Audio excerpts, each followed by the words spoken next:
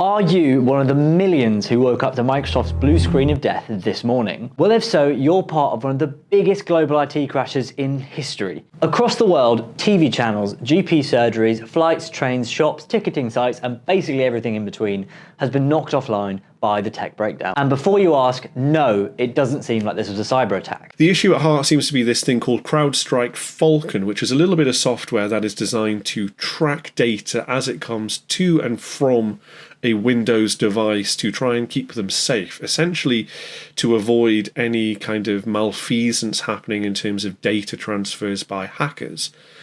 It seems like, and this is very early stages, so we don't know for certain, there may have been an issue in terms of how that is configured. An update was pushed out overnight to CrowdStrike Falcon that seems to have caused errors in Microsoft Windows, one of the world's most used operating systems. And so when people try to start up their devices, they are confronted with the blue screen of death. Now, this is a thing that has been pretty common in computing past. Around about 10 or 15 years ago, many Microsoft Windows users might have encountered it. But nowadays, it's a real rarity, and it's happening all over the world.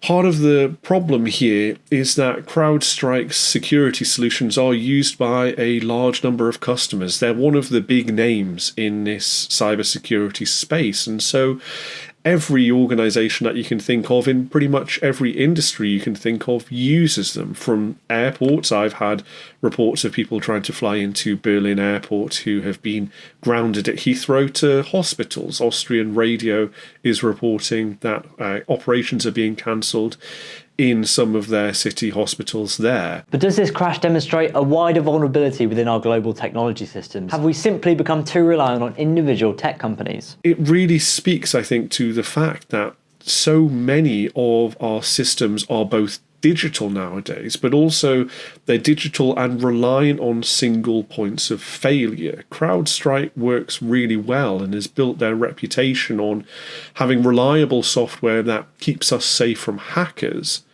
But the problem is when there are issues with the software itself, the whole card of dominoes starts to fall down one by one. And so we're seeing real issues here with how we transact large parts of our lives. But most importantly, let's all take a moment to think of the person who pushed the update that crashed Windows systems, because they're probably having the worst day ever.